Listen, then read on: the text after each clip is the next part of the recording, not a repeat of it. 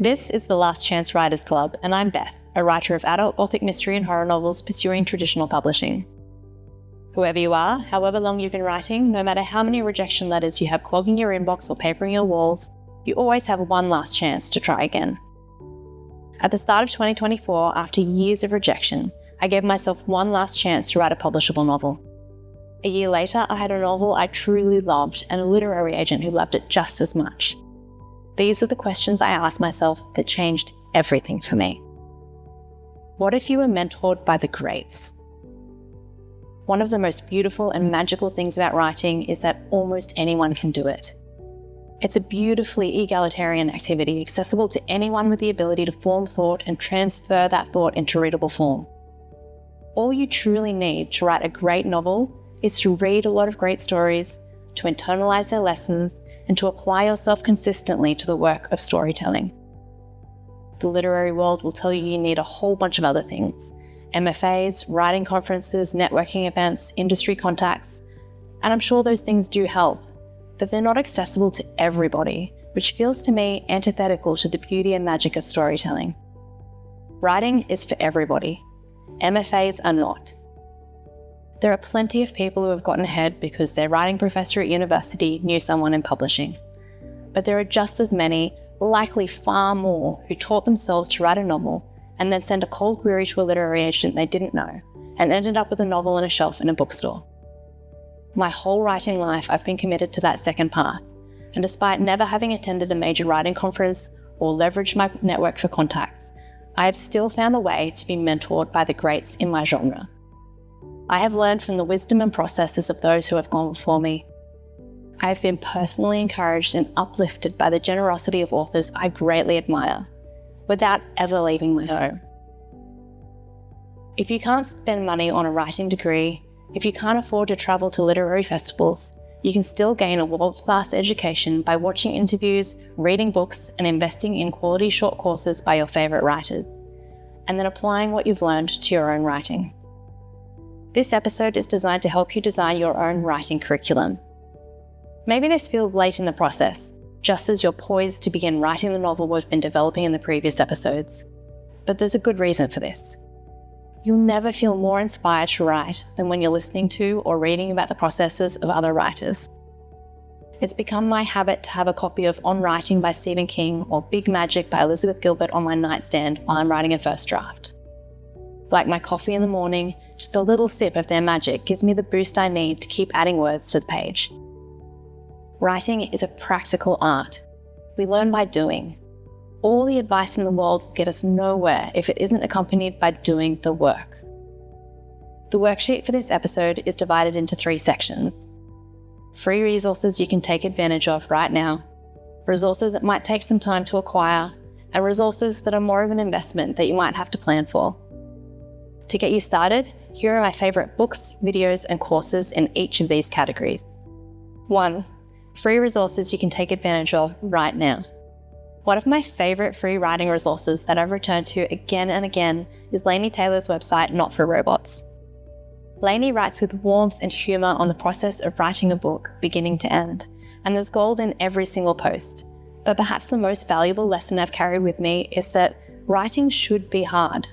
Writing is worthy of hard work. We owe it to ourselves and to our readers to only put our best work out into the world. Another free online resource I return to frequently is a fairly old, very grainy series of 5 videos in which author Dan Wells explains his 7-point story structure. Please don't be deterred by the quality. The content itself is pure gold.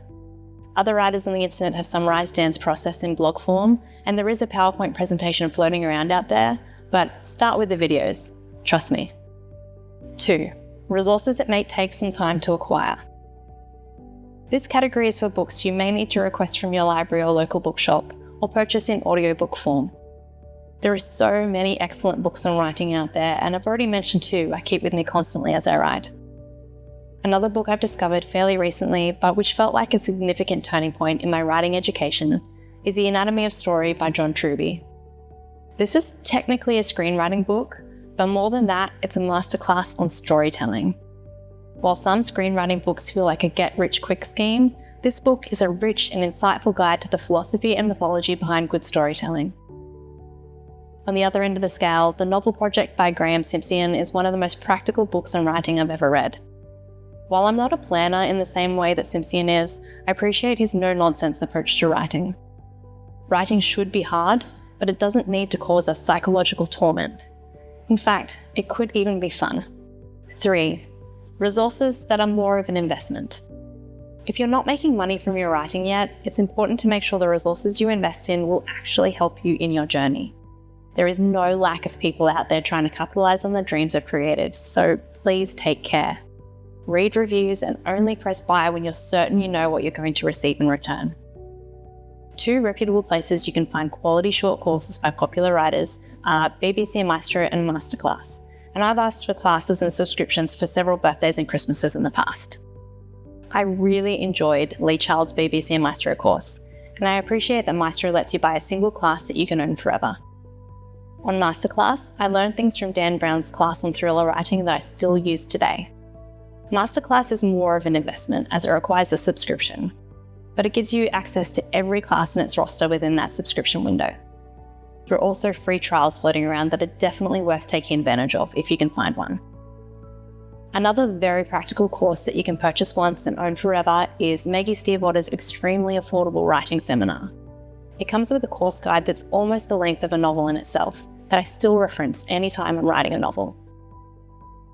Some final thoughts, and then I'll let you get started designing the writing curriculum of your dreams. The first is, beware of anyone who claims their process is the only way to write a novel. That person likely has a high level of privilege and life circumstances that don't mirror your own. Most of us will try on many different processes across the course of our lives. Some will work, some won't. Some will work for a single novel, while some may last a lifetime. The key is finding what works for you. Be nimble, try new things, but always return to you, your work style, your preferences, the way you fit writing into your life. Don't let yourself be crushed by advice that was never going to work. Secondly, writing is a craft, and the only time you stop improving is when you decide you know everything there is to know. You may have decided this is your last chance to write a publishable novel, but when you commit to a life of learning, nothing is ever really over. Nothing is ever truly done. You are never truly done. Finally, and this is a funny one, if you have a choice between a physical writing book and an audiobook, pick the audiobook, especially if it's narrated by the writer. There is nothing like hearing an author speak encouragement directly into your ear. I'll leave you with this quote from the end of On Writing by Stephen King. You can, you should, and if you're brave enough to start, you will. Writing is magic, as much the water of life as any other creative art. The water is free, so drink and be filled up.